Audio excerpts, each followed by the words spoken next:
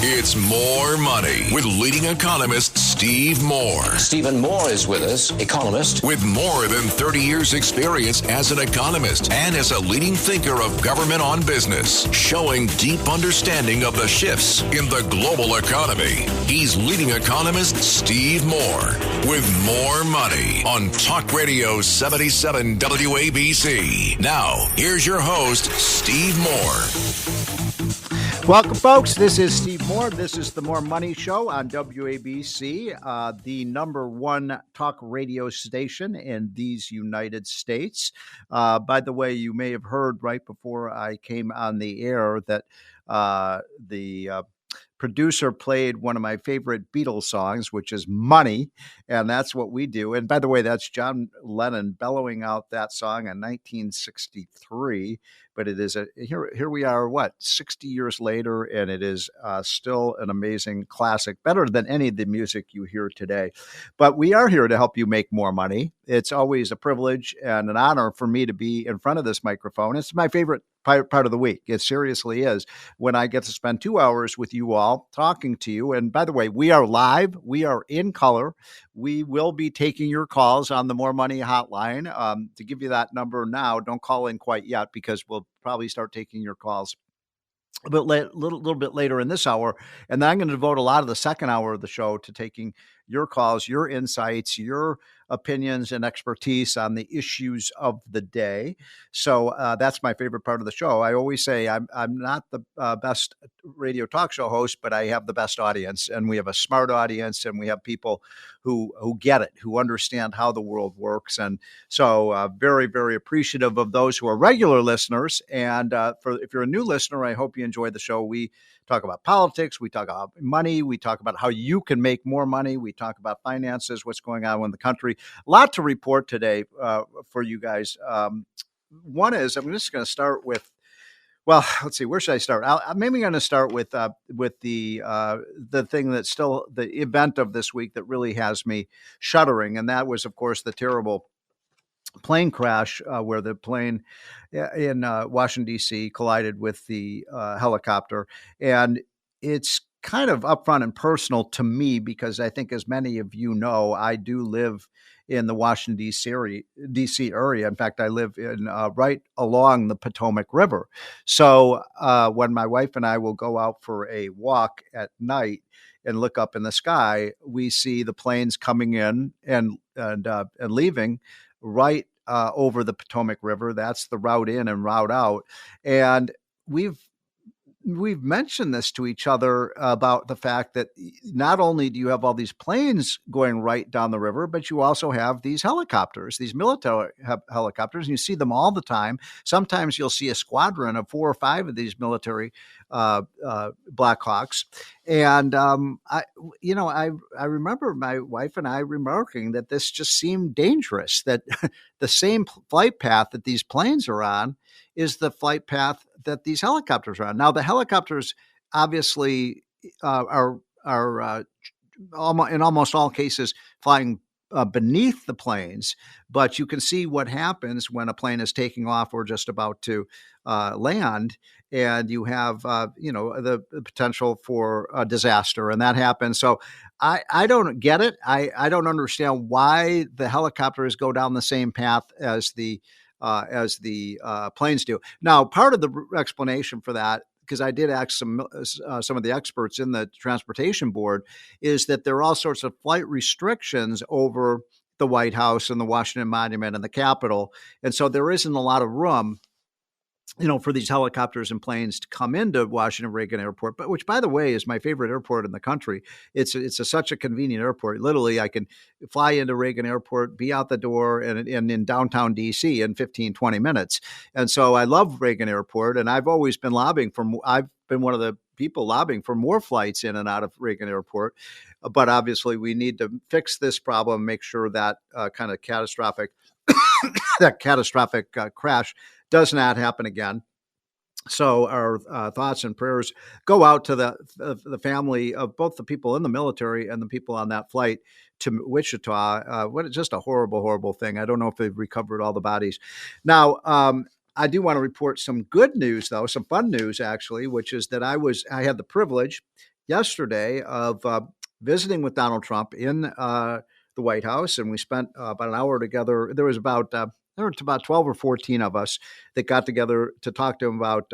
But the main point of our visit was to talk about the importance of school choice, which Donald Trump is 100% in favor of, that every child in America has a human right to be able to go to the best possible school that they can, whether it's a public school, a charter school, a Catholic school, a Jewish school, a Montessori school. Maybe it's a pod where, some parents get together and provide the education services that their kids need. When a public school is failing, as many of them in my area where I live in Washington, D.C., and in the town that I'm from, Chicago, where you have whole schools where none of the kids, not one of them, is reading or writing at grade level proficiency. That is a complete failure. That is a crisis. And those schools should be shut down. If someone fails in every aspect of their activity, you fire them.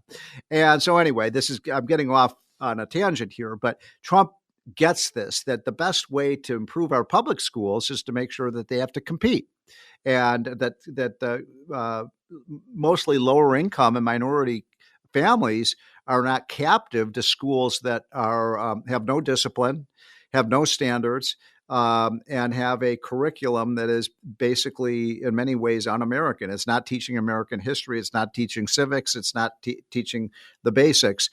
Too much DEI and all of these other issues that are not really relevant to kids graduating from school and being productive citizens. So we're going to do school choice.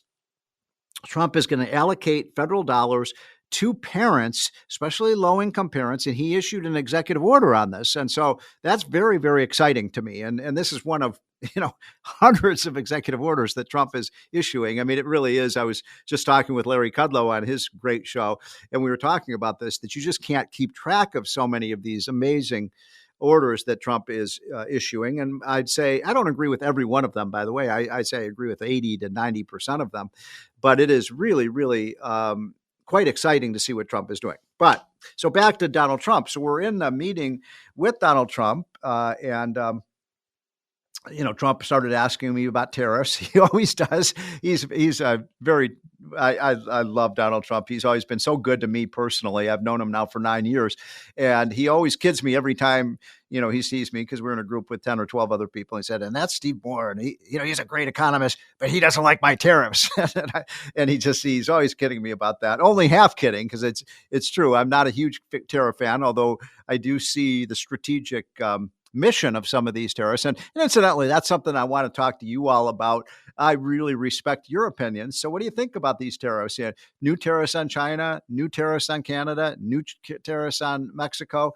Does it make sense? Maybe I could be talked into it. I want to hear your opinion, because I'm kind of on the fence on it. I'm not so enthusiastic about the tariffs on Mexico and Canada, because I do believe in the idea of, North America being a big free trade zone to compete against other regions of the world. But I also don't want the drugs coming in. Obviously, I don't want heroin and fentanyl and other drugs that are killing tens of thousands of our youth. So I get that. But so you can tell, I can see both sides of the issue. I want to hear from you all. Are you in favor of the Trump tariffs or not? But one of the things that I found so interesting in the conversation with Trump, by the way, I got to tell you, I've known Trump, as I said, for 9 years. I was many times with him in the Oval Office in his first term. But I have to say, there was something different about him. And it's a kind of new confidence, a kind of coolness, an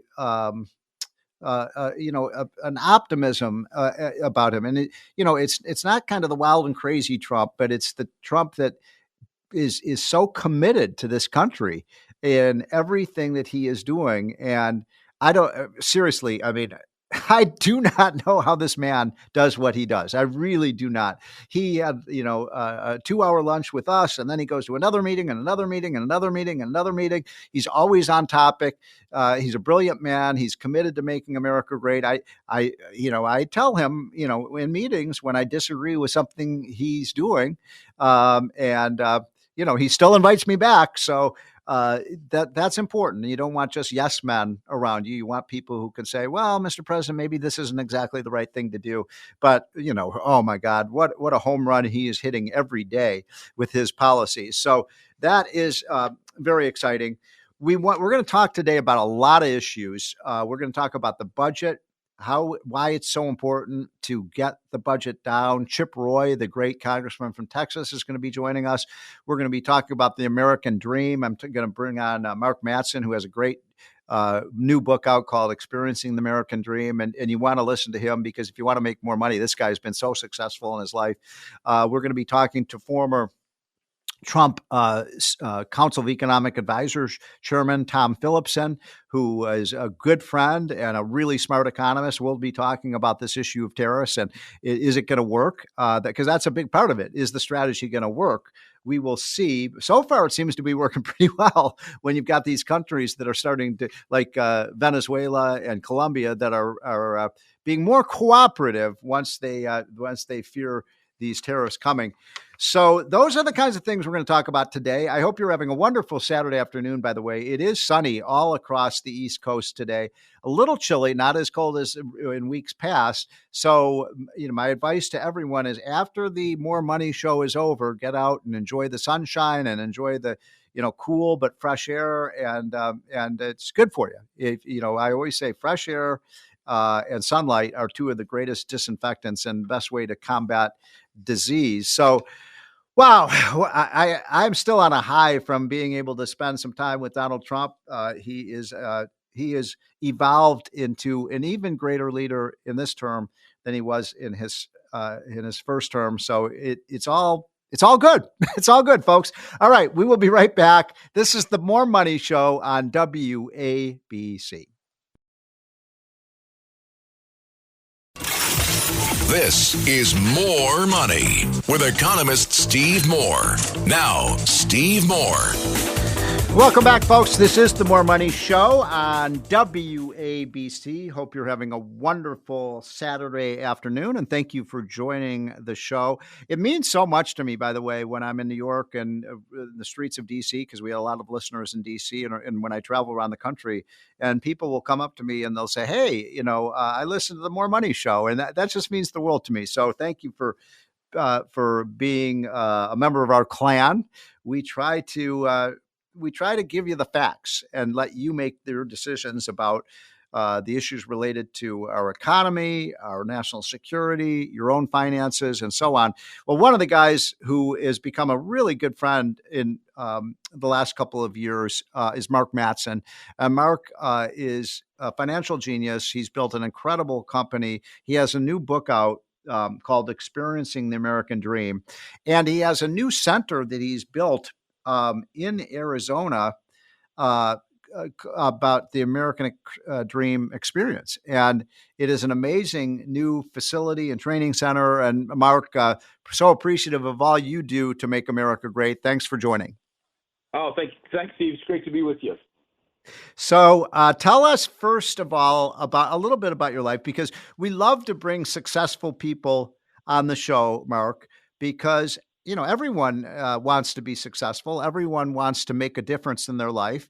Tell us about your story, because it's amazing. It's another one of these stories of, building up something out of nothing and building something great. And that's what makes America great. Yeah, it sure does. Thanks, Steve. Yeah. We came from the hollers in West Virginia. My grandfather was a coal miner and worked in the chemical factories and pretty downtrodden, lived in a shack by the railroad. And, my dad finally got us out of there when I was about 5 years old. We went to Cincinnati, Ohio. But my dad always told me, one of the greatest joys in life is to be an entrepreneur and serve other people. And, my grandfather, I had a really great looking at the American Dream. I had two very different models. My grandfather believed that money was evil. He believed that anyone that had money stole it.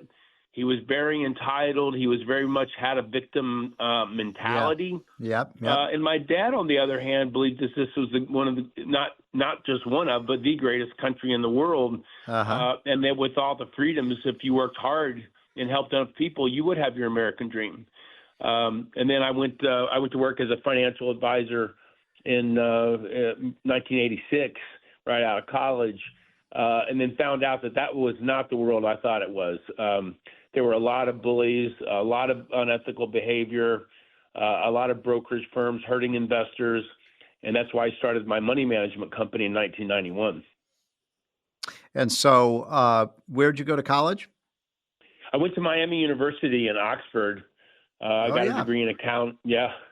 And then got a degree. And then you are now in Arizona. Where did you grow your business? I started the business in 1991 in Cincinnati. Okay.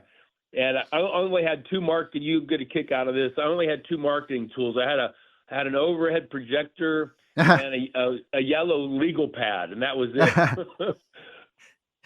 Those were your office supplies, right? Yeah. By the way, I remember those old, those overhead projectors. When I got started, I think I'm probably a little bit older than you are, but in the mid '80s and early '90s, when I used to give my presentation, I'd have those transparencies and I'd put them on the overhead projector, and that's the way you would provide visuals to people. But boy, have times changed. Well, what would you say are some of the seminal, because you give a lot of advice in your book, Experience in the American Dream by Mark Mattson. What do you tell young people? I have two kids that are in their early 20s trying to figure out what to do with their life, Mark. And, they're trying to figure out what's my next move.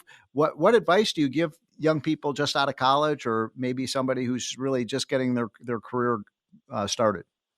Yeah, that really resonates with me because I have 8 kids and all the way up from 30 down to 9 years old. So and we're not even Catholic, Steve. But I tell my kids, I said, look, the American dream is a mindset. It's a screen by the way that you see the world. And in that viewing of the world, you see yourself as a couple of basic ideas. Number one is that nobody owes you anything, that you can only expect things in life if you work hard and serve other people. And that in America, is full of opportunity if you're willing to work hard and start at the bottom. Everybody these days wants to start making $500,000 a year and be the CEO. That's just not the way the real world works.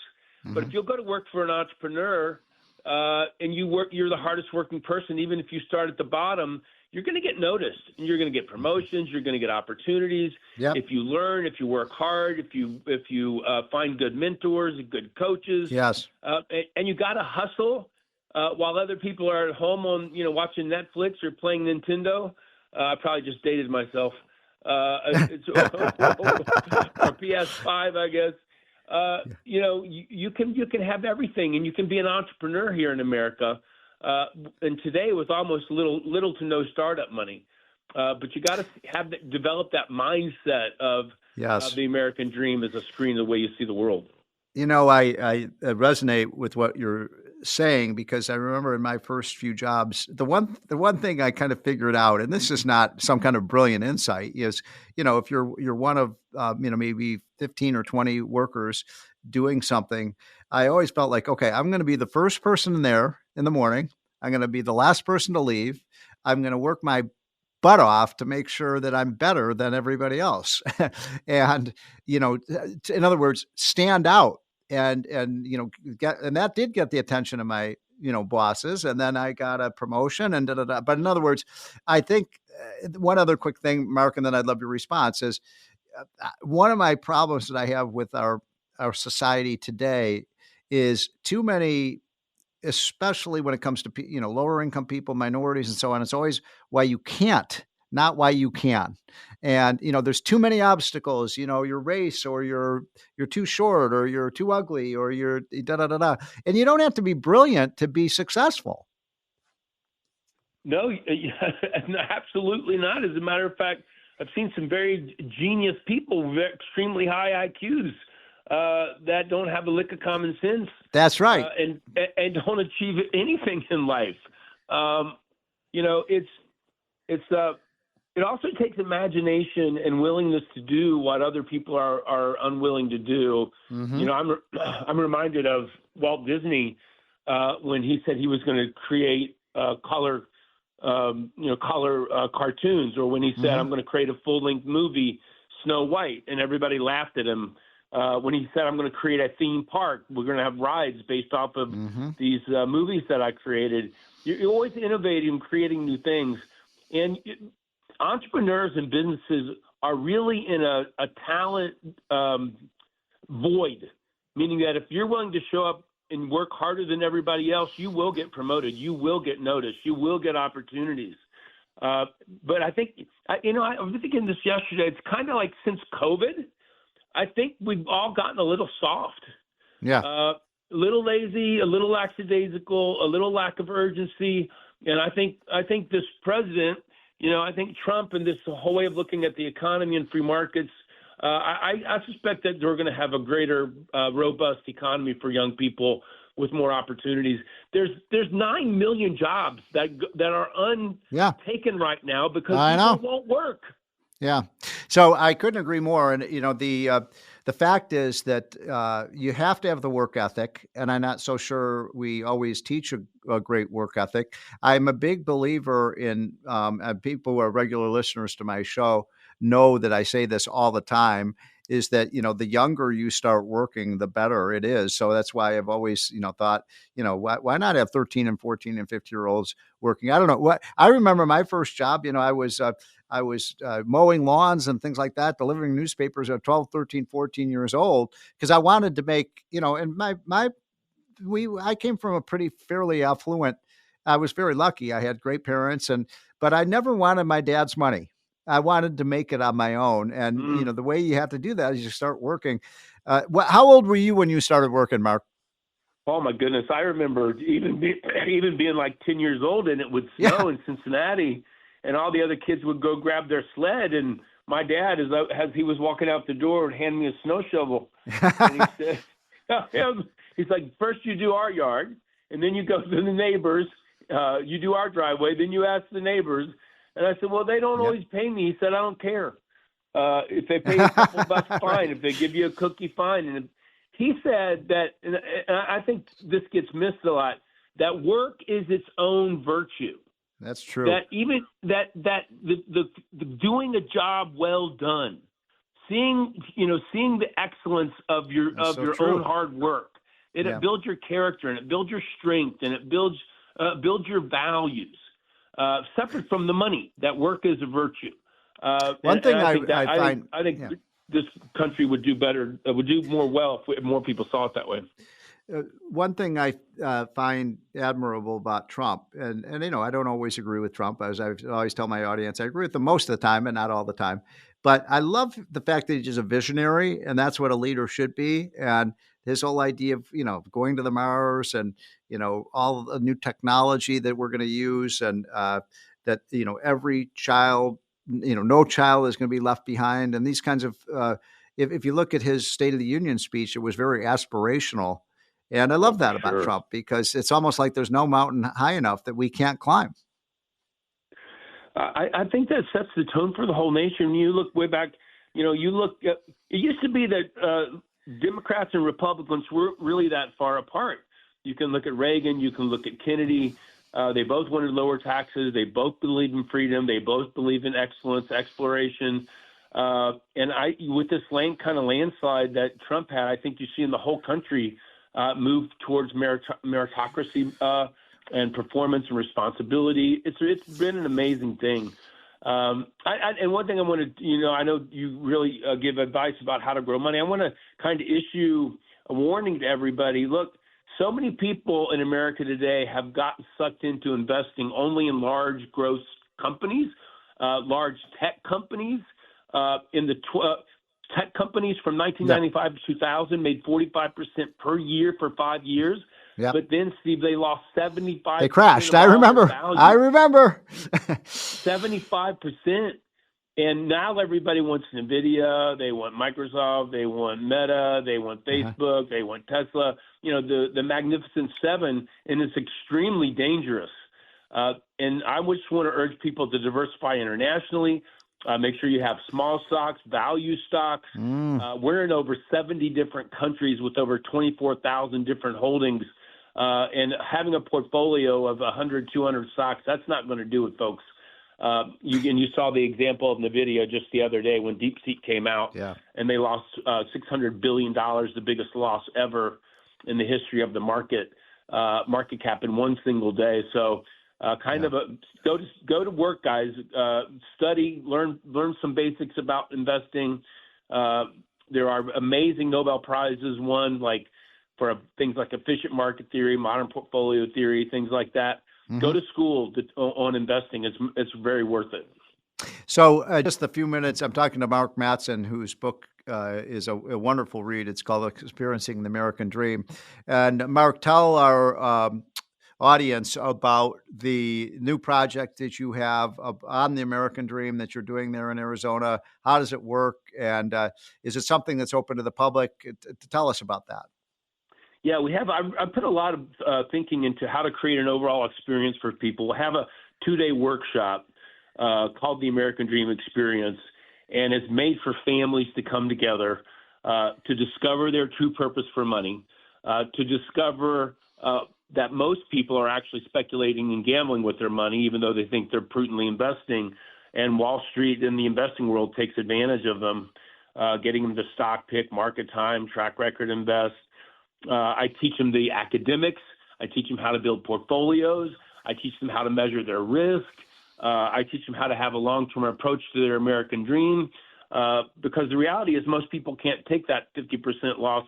2008, 2009, S&P was down 50%. I remember. And maybe when you're in your 40s or 30s, maybe you can take that hit. But if you're getting ready to retire, most people cannot watch their money lose half of all of its value overnight. So we teach people how to measure it, and they have a really good time looking at themselves, looking at their portfolios, and discovering how they can fulfill on their family's purpose. Now, can anyone participate in this, Mark, or how does it work? How do people?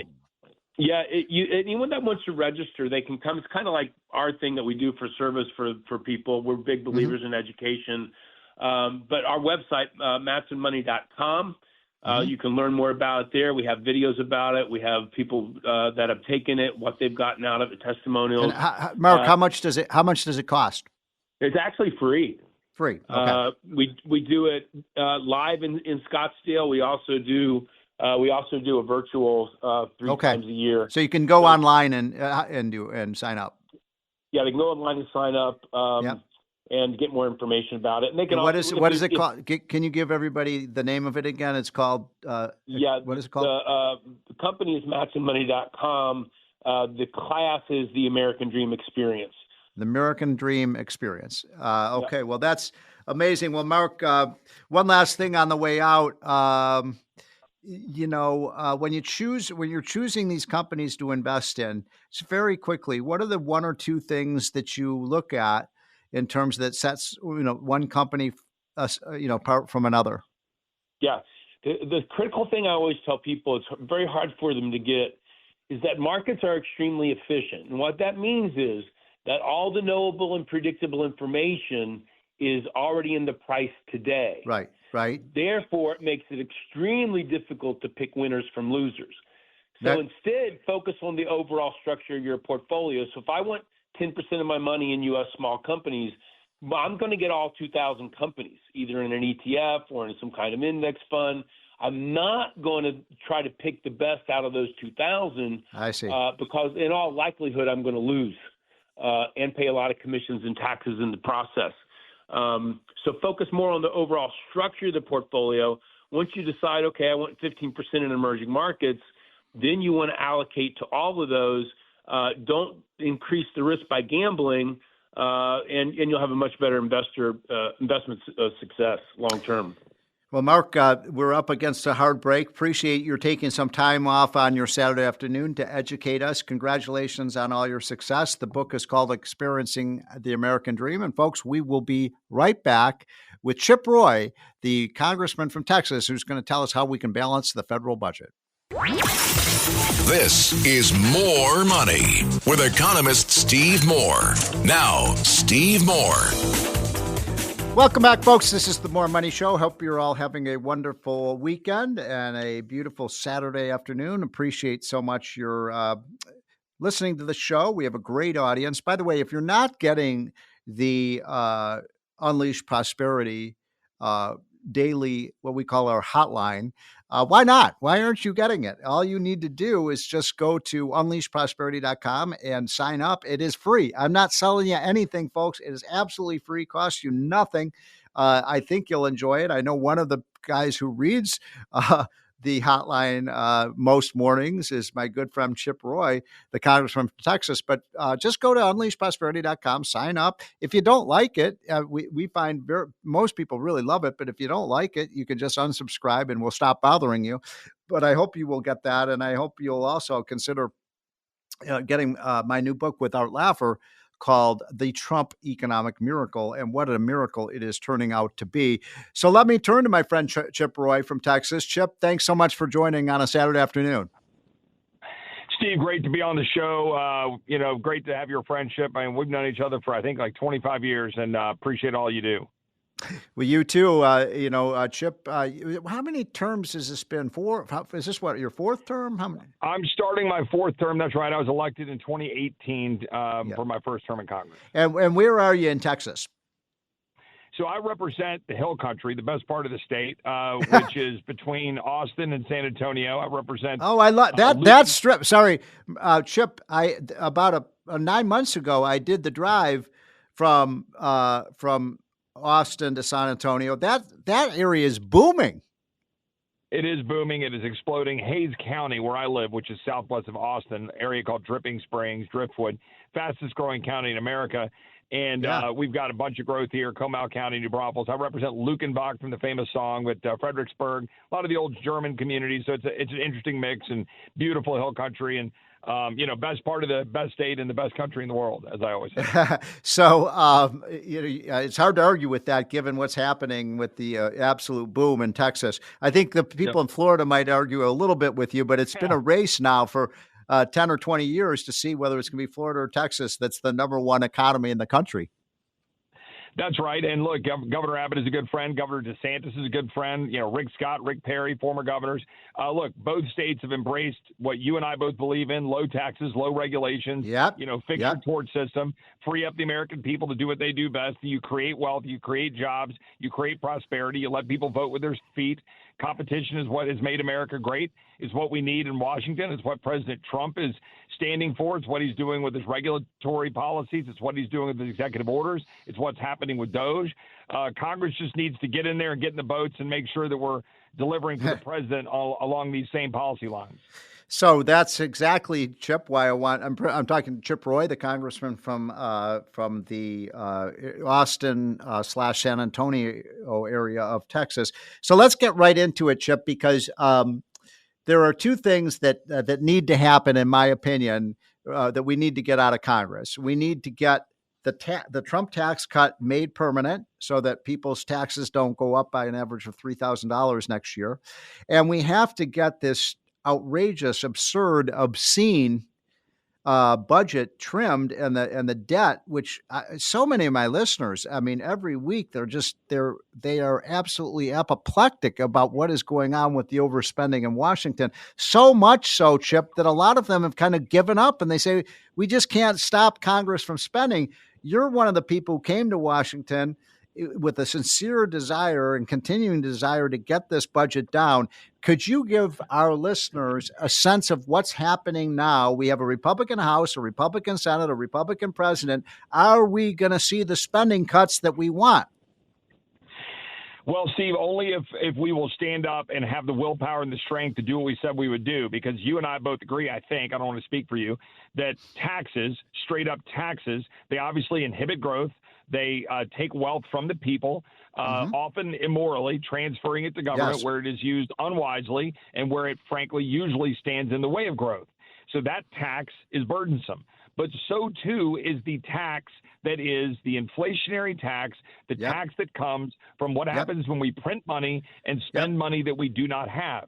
That's and unfortunately, we've been doing that at record pace. So for all your listeners out there who know the numbers, because they're a smart audience, $36 trillion in debt. We've got roughly $2 trillion a year in deficit spending that we're projected to have in the coming years.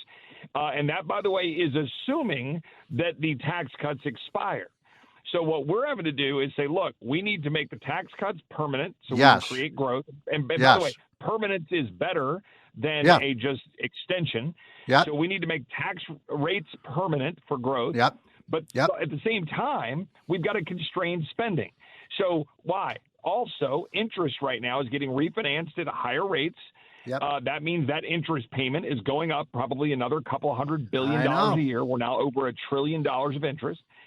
So we're having that debate in Congress in what's called the reconciliation process, right? And that's where we have to reconcile our tax policy and our mandatory spending policy. Now, I think mandatory is a bad name. It's actually more like automatic spending, right? It's Medicaid, it's some of our veterans payments, obviously Medicare, Social Security, and some things like food stamps are in supposedly mandatory spending. So we have to sit down and say, guys, we're going to have to constrain that spending. And what does that mean? Things like, how about work requirements for Medicaid and for food stamps? That would save $120 billion over 10 years. There are other policies, ending the student loan bailouts. That could save $100 to $250 or $70 billion. There are many other policies. I could go down the list. We've got to do that constraint. And if we do that, and if we do it well, then we'll probably maintain deficits of somewhere in the 1.8 to 2 trillion for a year or two. And then if we can unleash economic growth, then you grow out of that. But we've got to hold those deficits down and reduce them somewhat and then grow. But right now, we're on a path to build the deficits, and we can't do that. So that's why the deficit hawks, the budget hawks, like I am, we're saying, guys, we got to cut spending. So there's a lot there to chew over. I'm old enough to have had the honor of being friends with Milton Friedman, and Milton Friedman, maybe the greatest economist of the last 100 years, Chip, used to say that spending is taxation. Government spending is taxation. It's just how they're going to pry the money out of you, either through direct taxation or, as you said, by inflating the currency, or I should say eroding the value of the currency, or other ways they can pry money out of you. So if you want to reduce the burden of government, if I understand what you're saying correctly, then you have to cut government spending. Yes. And in fact, my good friend Russ Vought, who I hope will be confirmed next week as the head of the Office of Management and Budget for President Trump, he and I set out after the unfortunate, 2020 election and all that went around with all of that. In 21, Russ and I sat down, we were on a CPAC panel together. And he and I laid out two reasons for why we need spending restraint. One, of course, is reducing deficit spending and reducing debt, so our interest burden goes down, and we're not having the inflationary pressures of all of the money printing that the Fed does. But the second reason, which is more of a discretionary play, but it's both discretionary and Medicaid and all of it, is that you need to constrain the funding of the bureaucracy. But it is what, frankly, Elon and Doge are attacking as we speak. So we shouldn't be feeding the beast, right? So we gave them this sandbox with all this money. Congress did. And what happened? The bureaucracy grew. Then you've got all of these bureaucrats who don't dare be told that the president is a unitary executive and that they have to do what he says. They think they can do whatever they want, and they can hire more bureaucrats, and they can be incompetent, or they can constrain private activity. They can regulate with reckless abandon. So constraining government spending does two things, right? It shuts off the printing press, which is inflationary, but it also constrains the bureaucracy and the Leviathan, which constrains you and me and the plumber and the home builder and the entrepreneur, all of those people getting constrained by the bureaucrats.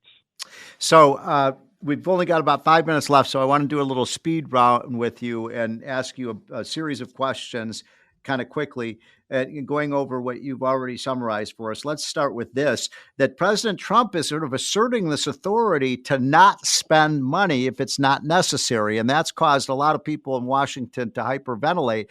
But the way I see it, Chip, if a CEO of a company, if you allocate, say, $100 million for a project, and then you find out, hey, it only cost us $60 million, you don't just go and spend the $100 million. And so I'm with Trump on this, but how do you feel about that? Yeah, so interestingly, Steve, I have rattled a lot in my belief, importantly, of the importance of Article 1 and that Congress needs to check the president. And look, I'm not shy, maybe to a fault, of, when I disagree with the president, I say so. But guess what? The president is 100% right here. And my friend Russ Vought is 100% right. Impoundment, as it's called, or frankly, just the power of the unitary executive to say, gosh, we shouldn't spend money in this reckless way. Or, hey, we can spend 80% of that dollar and give the same result of what Congress is telling us we want to do. You want your executive to do that. It is 100% constitutional. I think it is unconstitutional the extent to which Congress has constricted the executive's authority to save money. Okay, so you and I see alike on that one. A second one that I wanted to ask you about. We just got a couple minutes left. Okay, I'm against cutting Social Security and Medicare benefits. I'm 64 years old. I'll be, believe it or not, next year I'll be eligible for those programs. Although I'm certainly not going to stop working. But my point is, I paid a lot into these programs, as so many of our listeners have, and so I want you to cut. In other words, there's all sorts of fraud and abuse in these programs. Can't we find the savings from that rather than cut people's benefits? 100%. There are two ways that you can get the savings necessary to keep Medicare and Social Security afloat. One, cut the waste and abuse and all of the wasted spending, particularly in Medicare. And number two, with respect to Medicare and Medicaid, is drive the prices of health care down. Yes. Through competition in the market, through robust health savings accounts, by putting and empowering doctors and patients, not insurance companies. That will help Medicare and Medicaid as well, because it'll drive prices down. Okay, and last question. We literally got 45 seconds left. I'm talking to Chip Roy. I'm not in favor of increasing the defense budget. I know some of my listeners disagree with me on this. It seems to me $800 billion is plenty of money, and there's a lot of waste in the Pentagon as well. There's absolutely waste in the Pentagon. One of my colleagues likes to say the Pentagon should be a square instead of a pentagon, cut 20% of the waste. Right. But I will say this, as a conservative, you and I both agree, Reagan, what happened in the 80s, if we need money to make sure we have drones, Iron Dome, whatever we need, fine. Build the assets we need to defend America. But cut the waste, cut the bureaucrats, there you go. The civilian workforce. God bless Well, Chip, you are a national asset. Thank you for fighting what oftentimes is a lonely fight to shrink the size and scope of our government in Washington. Folks, this is the More Money Show, and we will be right back. It's More Money with leading economist Steve Moore. Stephen Moore is with us, economist. With more than 30 years experience as an economist and as a leading thinker of government on business, showing deep understanding of the shifts in the global economy. He's leading economist Steve Moore with More Money on Talk Radio 77 WABC. Now, here's your host, Steve Moore. Welcome back, folks. This is the second hour of the More Money Show. We are on WABC Talk Radio every afternoon on Saturdays, that is, from 1 to 3 p.m. We follow the great Larry Kudlow, who's on from 10 to 1. And I know we have people listening on affiliates throughout the country and many people listening online. So much appreciate your carving a little time out of your Saturday afternoon to have fun with us, to get educated, to learn how to make more money. So a lot to talk about in this second hour. I want to go back to what I was talking to Chip Roy about. For those of you just joining, Chip Roy, the fabulous congressman from Texas, is leading the fight to cut our obscene federal budget, which is now nearly $7 trillion. We're borrowing $2 trillion a year. It'll be interesting to see whether Trump can turn this around quickly. I hope he can, but I got to tell you, we're in a deep hole. When you're borrowing, when you got a credit card debt, $2 trillion from just 1 year, and you've got a credit card debt over the last 50 years of $30-some trillion, you put yourself in a big hole. And when you have prices that are up 25% in 4 years, you put yourself in a pretty deep hole. When you have 10 million illegal immigrants in the country, many of them who are criminals and never do wells, you've got a deep hole. So when you've shut down your pipelines, your refineries, you've shut down America's energy sources, you put yourself in a deep hole. So I'm very optimistic about Trump. I feel so good about it. If you're just joining, I was telling the audience last hour that I was able to spend almost 2 hours with Trump with a group of folks. There were about 15 of us. He is upbeat. He's optimistic. He's doing all the right things. The guy never stops. And you've got to admit, I don't care if you're a Democrat or independent. I don't care if you're a liberal, conservative. I don't really care. I mean, what makes America great is we have people with all sorts of different opinions. But you've got to admit there's just something about the common sense nature of what Trump has been doing. And just before we came on the air, I was seeing this this press release that just came out, reported by the Wall Street Journal, that Venezuela has basically said they will take their criminal aliens back, and they'll even.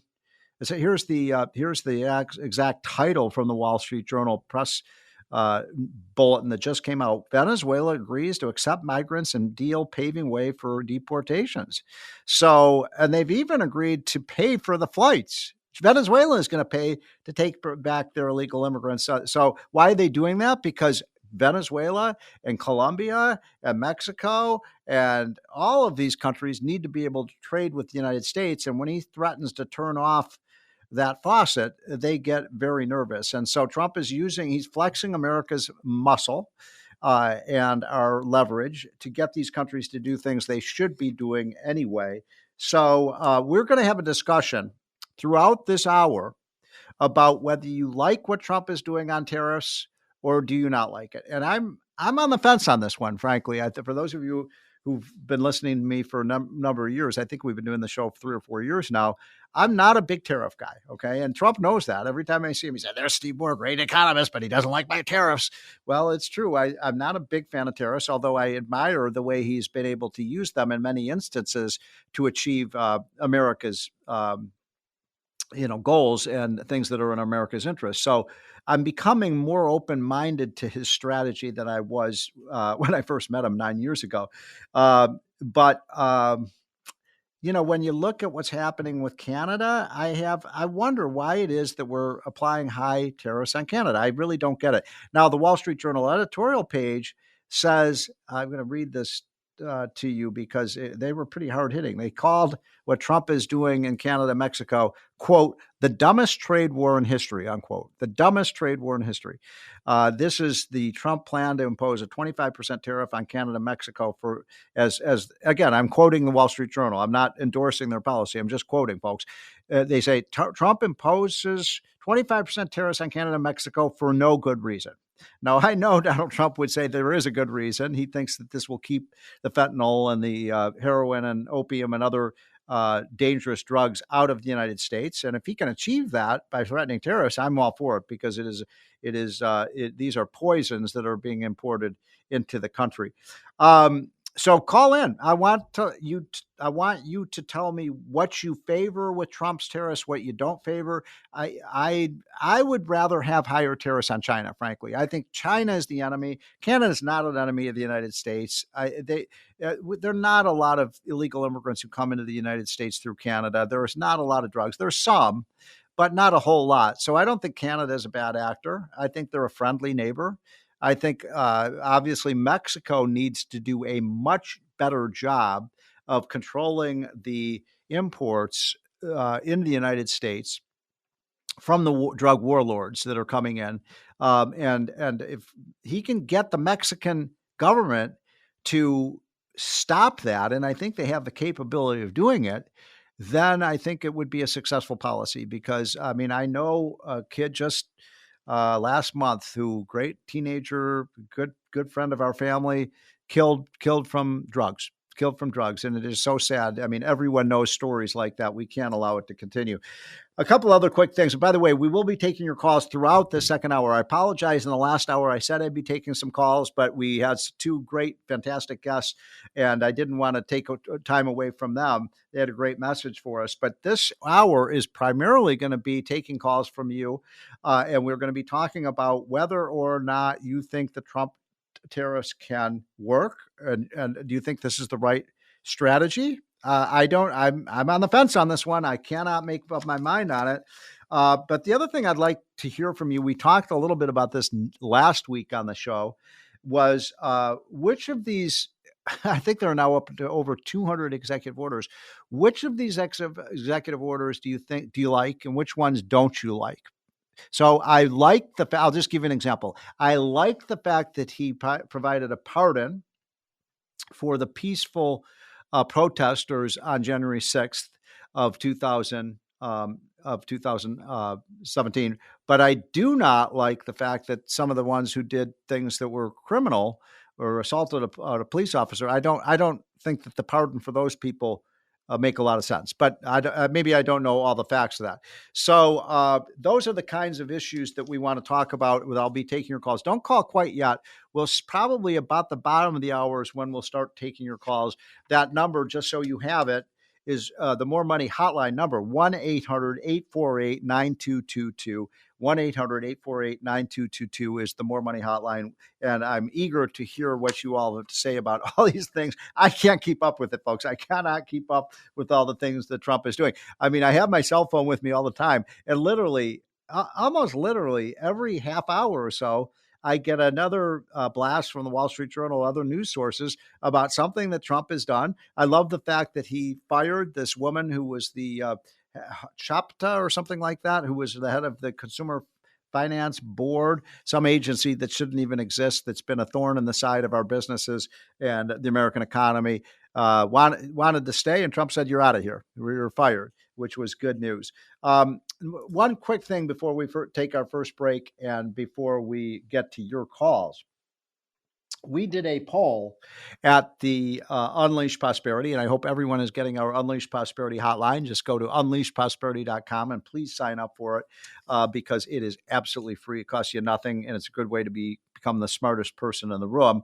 If you just take 5 minutes when you're having your Starbucks coffee every morning and just read the hotline. Some of it is just looking at a chart. We have always a chart a day, a quote of the day, an analysis of the issues of the day. We keep it really short because we know how important your time is. So we don't want to waste your time. We know that every minute counts. So we did a poll at Unleash Prosperity by my friend John McLaughlin. I'm hoping to get John McLaughlin on the show next week. He's so busy because he's doing all the polling, a lot of it for Trump. And so he asked us if we wanted to ask any questions on his national poll. And I said, yes, I'd like to ask a question that's been asked in the past, but not so much recently. And the question is, how much of each dollar that the Washington spends, how much of that dollar do you think is wasted? Do you think it's 0 to 10 cents? 10 to 20 cents, 20 to 30 cents, 30 to 40, 50, 60, 70, 80, and we went all the way up to 100%. And we got a huge response on this question, and it was amazing. Excuse me. The median mean answer, the median and mean were about the same, was that Americans think about 38 cents of every dollar is wasted. 38 cents on average. I think that's about what I think that's about right. Maybe I'd be a little lower. Maybe I'd say 33 cents out of every dollar. The mean was 38 cents on the dollar. And so I'd love for you all to call in. And when you come in, the first question I'm going to ask you is, what percentage of every dollar, how many pennies out of every dollar that Washington spends is wasted, or it goes to inefficient uses, or is fraudulent? I'm going to say my guess would be 33 cents out of every dollar. But I want to hear from you on that one. The average American says 38 cents. By the way, the question, we also asked the question, do you think that government, there's too much hype about government waste or not? And by 2 to 1, people said, no, this is a real story. It's not made up. I think it was 62% to 28%. Yes, waste is a major, major problem in our country that has to be resolved. And I'm with the American people and you all on that one as well. We're going to take a quick break. When we come back, we will have a couple of guests. And then about right after that, we're going to take your calls. My first guest when we come back is going to be a guy named Thomas Phillipson, who was Donald Trump's chief economist during his first term, has a lot of insights about this tariff issue that we're going to be talking about throughout the rest of the hour. This is the More Money Show. This is WABC. This is More Money with economist Steve Moore. Now, Steve Moore. Welcome back, folks. This is the More Money Show. We've had a busy afternoon. Thanks so much for joining. I'm having fun. I hope you're enjoying the show as well. We will be taking your calls very shortly on whether you agree or disagree with Donald Trump's tariff strategy. It's the headline in today's Wall Street Journal. President threatens to widen the trade war. The Wall Street Journal editorial page says it's, quote, the dumbest trade war they've ever seen. So I don't know where you stand on that. I'm still trying to sort it all out. But that brings me to my next guest, Tom Philipson, who you all know, Tom. He was the chief economist for Donald Trump during his first term, was in the Oval Office many times with Donald Trump, much more than I was, and knows how the man operates, gave Donald Trump excellent economic advice in those last 2 or 3 years that he was in office. So, Tom, thanks so much for joining this afternoon. Good to be with you, Steve. So, Tom, a lot I want to discuss with you, but can we first start? I do want to ask you about the tariff issue, but first of all, can you tell our audience, because you were in the Oval Office with Donald Trump almost every day when you were running the Council of Economic Advisors for him, what is it like to be with him in the Oval Office? What do you think about the way he operates? I've been in there many times. It's the guy seems to have 4 or 5 things going on at the same time, but he is an amazing decision maker. But what are some of your takeaways with your time in the Oval Office with Donald Trump? Well, I think my main takeaways is that he kind of liked disagreement among his advisors. That's so true. Yes. Yeah, and I think the way I think about it is, think about a court. We have, very biased two parties. The defendant and plaintiffs go in with their own evidence, and they shoot down the other side all the time. And out of that comes some kind of truth of this competitive information gathering, essentially. Right. And I think it's similar in the debate in the Ovals. Like, if you have people all agreeing, you're not going to get as good information as if people disagree, because then you can kind of go through arguments from both sides. And I think, by the way, Tom, you're making a really important point, because in many, I was in the Oval Office a couple times with George Bush, and I've talked to folks who work for other presidents, and it's not always like that. In fact, oftentimes it's just the presidents surrounding themselves with yes men. That's not the case with Trump. Yeah, and especially it wasn't the case in the first administration. It might be more the case in the second administration. We'll see, where people, but I think in the first administration we have a lot of debates or not, arguments, which I think is healthy. I came from, academia where people are very rude to each other, especially at University of Chicago. Right. So I was kind of used to that environment. And a lot of people are kind of uncomfortable, but I think he kind of thrives on it because it does generate better information when people disagree.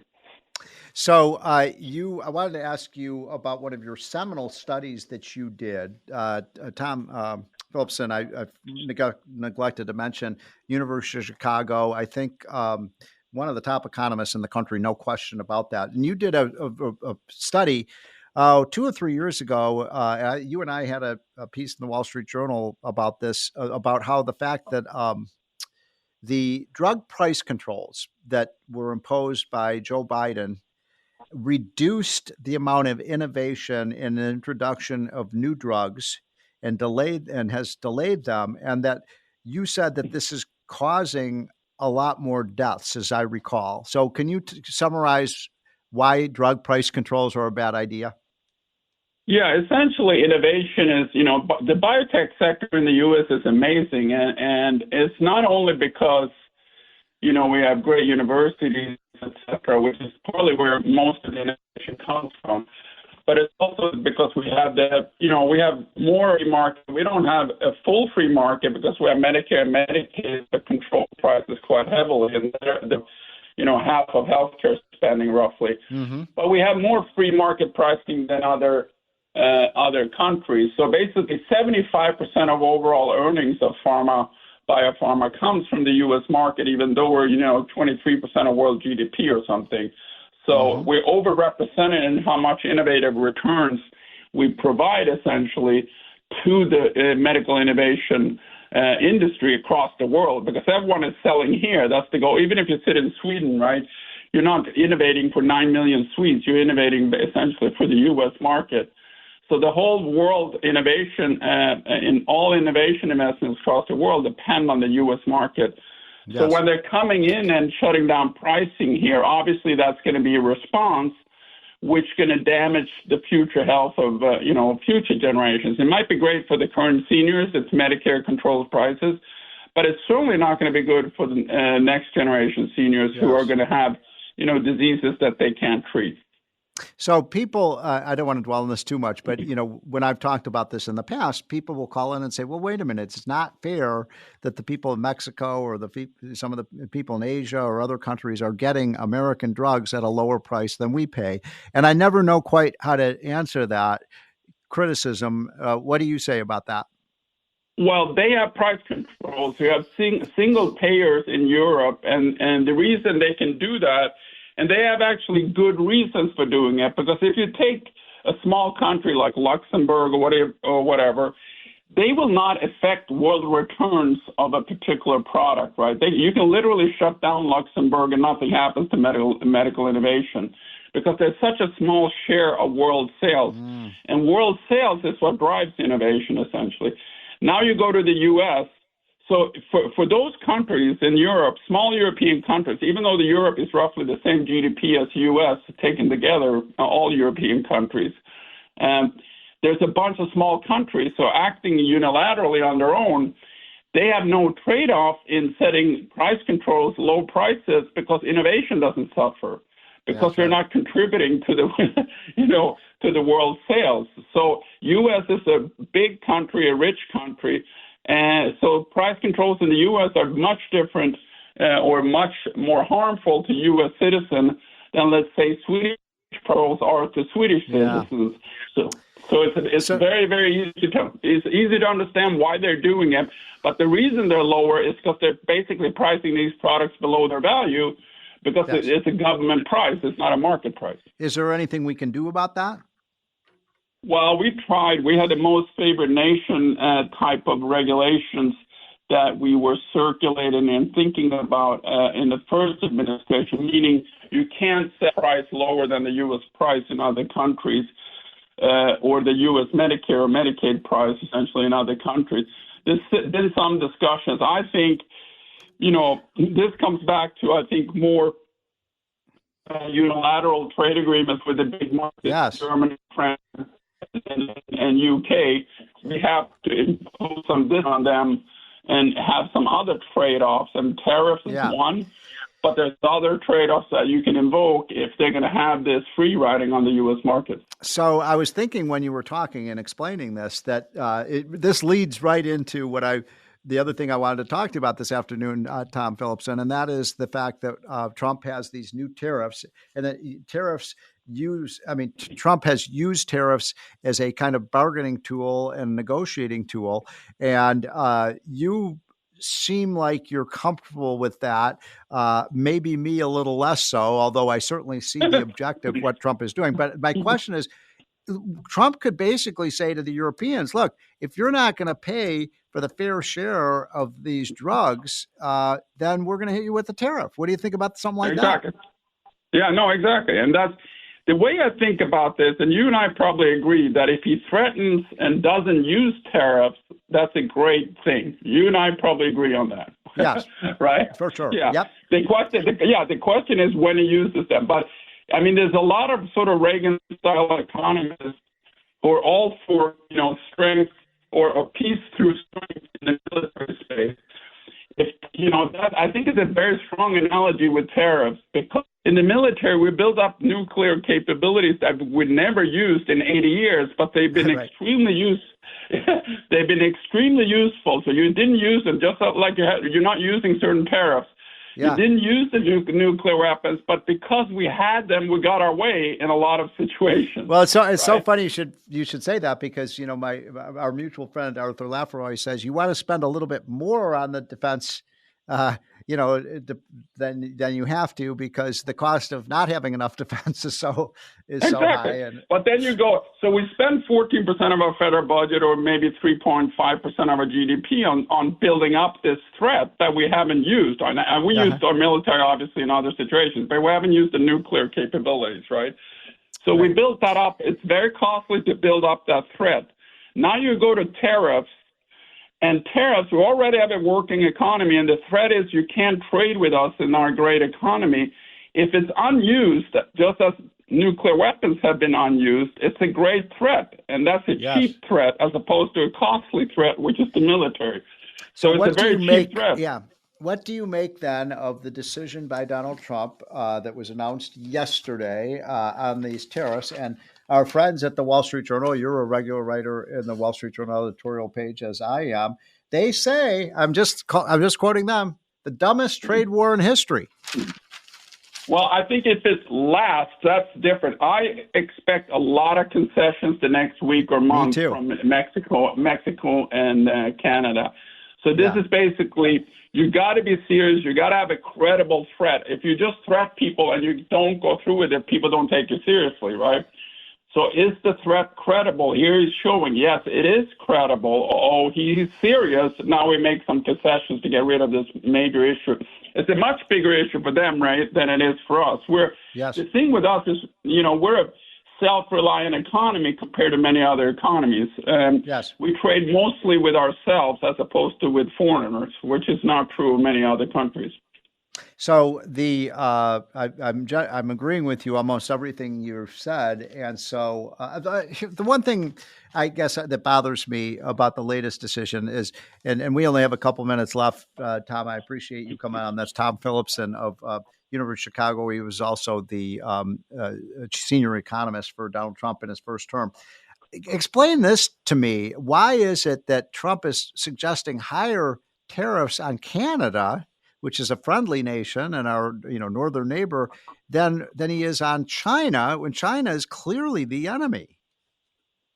Well, that's a tough call, but also I think he clearly has as a primary purpose to control the border with these tariffs, right? So he's not trying to control the border with Canada, because Canada doesn't sit on our border with China. I mean, China doesn't sit on our border. So these are border issues that is his, that's his number one concern, and that's why he won the election, essentially. So if he can't implement his border policies, our neighbors are not cooperating, then he can't fulfill his main. So you think that we just in the last 30 seconds we have, so you're okay with what Trump is doing? You think this story will have a happy ending? I think there were going to be huge concessions because, Mexico, 75% of their exports is to U.S. Canada, I think it's 66% of their exports. They cannot engage in a trade war. There's no way they're going to be, going. Yeah, they can't. Tom Phillipson, thank you so much for joining us.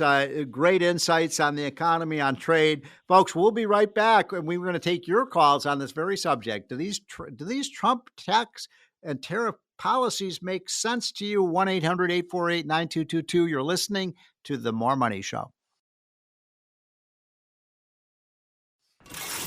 It's More Money with leading economist Steve Moore. Now, here's your host, Steve Moore. Welcome back, folks. This is the More Money Show. We will now turn to your calls. I am your host, Stephen Moore. By the way, if you're new to the show, we're on every Saturday afternoon, 1 to 3 p.m. on the number one talk radio station in America, and that is WABC. We're on affiliates throughout the country. And so let's get right to it. We have a number of people. By the way, there are one or two lines still open. 1-800-848-9222 if you'd like to weigh in and have your voice count. The question is, do you think Trump's tariffs are going to work? Are they advisable? Are they protectionist? Are they going to cause a trade war? I don't know. That's why I'm asking you all. I want your opinion. And we're going to go ladies first because we have Kay in the Bronx. Yes, the reason I'm calling, you had also mentioned about January 6th, the supporters. Oh, yes. You have an opinion on that? Yes. Now, Trump had to release those that supposedly caused violence on the police officers because the J6 committee destroyed all the testimony and Oh, my destroyed God. a lot of the videos. So how can they be properly represented in court if the Right. J6 committee destroyed all the evidence? Oh, my God. Well, Kay, So you're they making have a to very be let good go. point. You're no, I may stand corrected on this. We all know there were some very bad actors. The vast majority of people were peaceful, no question about it. These were not Yes. like the riots that happened in New York and Chicago. This was mostly people who were just exercising their First Amendment rights to gather and assemble, and the fact that the prosecutors were so unfair, maybe you're right about that. I'm going to have to think about it. Great call, Kay. All right, let's turn to Tony. Hello. Good afternoon. Steve Moore. Hi, Tony. By the way, are you Tony Toni? Absolutely. Okay. Well, great. Thank you for calling. I want to tell you that economy is going to be the most important thing, and the deficits come. The United States has a trade deficit, and Yes. I was listening to Congresswoman Stefanik, who was testifying, to be ambassador to the UN. Yes. Everything we do right now is firstly we think of safety, and then we think of our economy. So all the different countries have a different part to play in the U.S. trade deficit. Canada Yes. is a biggie, Steve. I would like to see the U.S. do these trade deficits. And President Trump doesn't have anything etched in stone, but it's based on the products too. Because with Canada, our trade deficit is massive, so they say, and it comes from importing things that we don't need, etc. There's a lot of detail going into the trade deficit and what the tariffs are going to be on. Tariffs Tony, require a lot of attention to detail. So, Tony, hold on. Let me just ask you a question. So, yesterday, President Trump announced these tariffs on Canada and Mexico. These are our neighbors. We've always had not always, but in the last, several decades, we've had a free trade agreement with Canada and Mexico. What do you think about the tariffs that Trump is talking about on Canada and Mexico?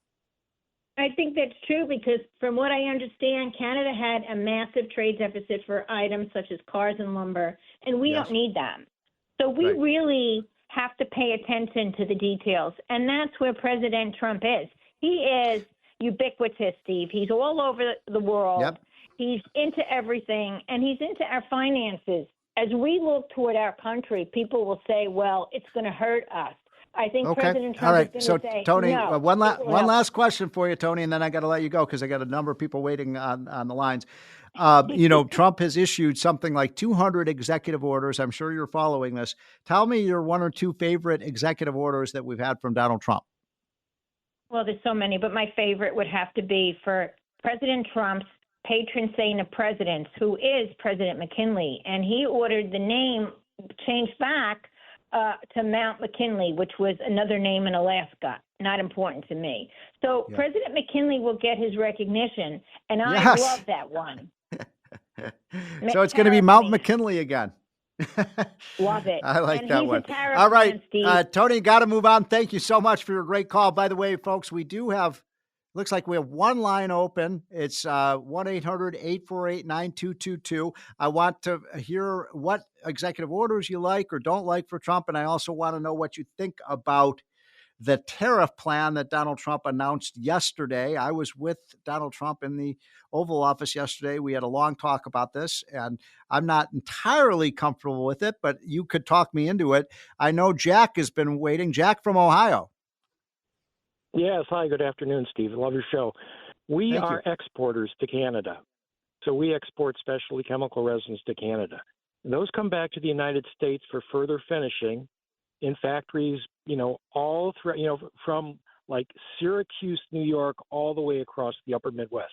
I don't think Trump has any idea how closely tied manufacturing in the Midwest is to the Canadian economy. Yes. And the other thing, too, is, so we import $1.2 billion of electricity from Quebec Hydro. Are they going to slap 25% on that? And the chairman of Alcoa said last week that, they'll buy the aluminum ingot from India. And not, we import $12 billion of aluminum ingot. And, so hold on, Jack. So you're in Ohio. What city are you in, Jack? outside of Cleveland. Okay, so you're right that these tariffs on Canada are going to raise prices, especially in the Midwest and states like Ohio, where you are. And I don't think a lot of Americans understand that that could mean, for example, higher gasoline prices. Or do you want to not have any Broncos anymore? Ford Broncos, they come down from Canada. Yeah. So last question for you, Jack, and then I got to move on because we got a lot of callers here. What are your one or two favorite executive orders from Donald Trump so far?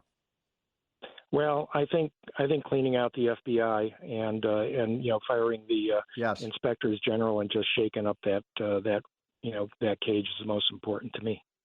But great show, Steve. Have a good afternoon. Thank you, Jack. Okay, well, those are good calls. Who else have we got, Mr. Producer? Okay. You're on. Hi, Jimmy from Staten Island. You're on, sir. Yep.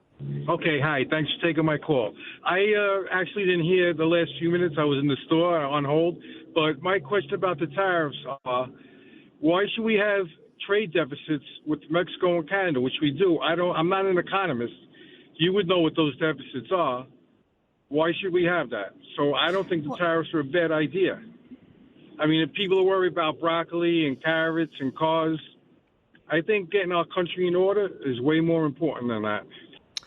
Well, it's a good point. I'm going to say this about trade. I'm not as worried about trade deficits as a lot of, as you are and a lot of our callers are, because it is true that we have a merchandise trade deficit. In other words, we bring in merchandise from these other countries, but also they bring in a lot of investment capital to the United States. In other words, we soak up capital from them.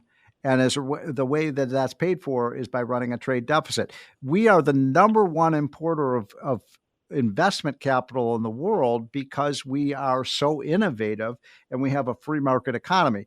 And a consequence of that is that we run trade deficits with some of these countries. Now, with respect, I'm not too worked up about our trade deficit with Canada because it's not that large. And by the way, Mexico is a developing country, so they're going to be selling stuff to us at low prices, and that is a win-win situation in my own humble opinion. But I am very worked up about this massive trade deficit we have with China because I think China is stealing. I think they cheat. I think they are a threat to America. And that's why, as I've tried to sort out this whole thing in my own mind, I want to get very tough with China, but I'm a little bit uneasy about going after Mexico and Canada. Mr. Producer, who is our next caller? So, folks, I think the main point, I'm sorry, do we have one more? Okay. So I appreciate the calls. I think that the constant theme that you're relating to us is when the United States can use tariffs as a tool to achieve America's objectives, then that can make sense. And Trump has achieved that in his first term, and I think you'll see more victories in the weeks and months ahead. In other words, we are the alpha male economy. We are the king of the hill when it comes to output. Every country in the world has to trade with the United States. China must trade with the United States. Canada must trade with the United States. Europe must trade with the United States, or their economies will go down significantly. And so Trump is using that leverage to get deals from these countries that are in America's interest. And that is putting America first. Now, the other thing I wanted to relate to you all before after the hour is up, is that this Trump tax cut is so critical to this whole process, because what we did, and many of you know, this original version of this bill was written by Larry Kudlow and myself and Art Laffer, and we sat down with Trump. We got the original parameters of the bill written on the back of Trump had a pad there. We jotted out the outline of that tax plan. And, it was morphed into what Congress passed in 2017. That was a very, very good bill, folks. And I want to make sure people understand that if we do not pass this bill, this tax bill, before the end of the year, then every family's on average, every family's taxes will go up by $3,000. In other words, doing nothing is not an option. It is not an option. The other thing is that you have to understand, we cut our corporate tax rate because we had the highest corporate tax rate in the world. And as Trump said, that was like a tariff that we were imposing on other countries. We reduced the number of people who itemize their tax deductions, collecting all the shoeboxes of receipts for your charitable and this and that and the other thing. Now, the vast majority of Americans, 90% of Americans, just check a box. We doubled your standard deduction. You don't have to keep track of all this stuff. We eliminated, for almost all Americans, the dreaded alternative minimum tax. Remember the alternative minimum tax? That was about 10 million people had to pay this crazy tax that was on top of the regular tax system. It was completely unfair. We eliminated for most Americans the dreaded death tax, the estate tax, which is, I think, one of the most evil taxes of all. You get someone, a father or a mother, and they build up a estate for their family. They spend their whole lives building that estate. They pay their taxes as they build that business or the farm or the ranch. And then when they die, 40 to 50% of it has to be turned over to the government. I do not understand that. Anyone who's watched the TV show, that great TV show with Kevin Costner, Yellowstone, knows that, in the last episode, they had to sell the massive ranch because they couldn't pay the estate tax on it. So those are the kind of things that seem to me to be un-American. I don't think we should be turning over all of these assets over to the government and the tax collector. The other thing that was really great about that tax bill is that we gave a tax rate reduction for our small businesses. You see, 80% of the companies in America are not corporations. They're small businessmen and women who start a business, put out a shingle, start a store or start a restaurant or start a own a Burger King restaurant. And those are the small businesses that are so critical to America. And what is so great is that we have provided a reduction in the tax for small businesses so they can hire more workers, because without employers, there are no jobs. So that is my take on this. I think it's going to get done. I feel very confident we're going to get this tax cut done. We're going to do no tax on tips. My first job was working for tips. I was a car parker. I was a valet. I worked as a caddy. I lived on tips. People who do a great job deserve to be tipped. And I'm a good tipper. I hope you're a good tipper too when somebody does a good job for you. Why tax that? Why should it be taxed? It's craziness. We're going to do those things. I think we're going to make some progress on no tax on Social Security, on overtime pay, because if people work overtime, they should get every single penny that they have earned from that extra time they work. These are smart policies. Trump is absolutely right about this. And when we get that Trump tax cut made permanent, it is going to be like rocket fuel to the economy. It is going to be, there's no country that will be able to compete with us. And if we could get that business tax rate down to 15% like Trump is talking about, all the jobs are coming to here in America. It's that simple. There's a reason that all the jobs are going to Texas and Florida. They have no income tax. So imagine if we lower our income tax. Oh my God, we're going to bring jobs everywhere. It makes me so excited. This is a president who just gets it, folks. I hope you're going to have a great rest of your weekend. I am traveling to Dubai tomorrow because the people in the Middle East are very interested in what Donald Trump has to say. But I will be back next Saturday, same bat time, same bat channel. Please come back. I hope you have a great, great weekend. God bless America. God bless Donald Trump. God bless the people who made this radio station possible. I'm Steve Moore. This is The More Money Show, and you're listening to WABC. Here's John Catsimatidis Jr. Are you paying too much for your home or business heating oil? My family owns and operates United Metro Energy, and we can offer you a lower price and better service right now. No other heating oil company can match our tremendous buying power. We own our own refinery, our own storage tanks, and the largest fleet of company-owned trucks. We get a 20-cent a gallon tax credit with United Metro Energy's biofuel. We're a community-conscious, family-run business. We're here for you 24/7. Contact me anytime. Email john@umecny.com.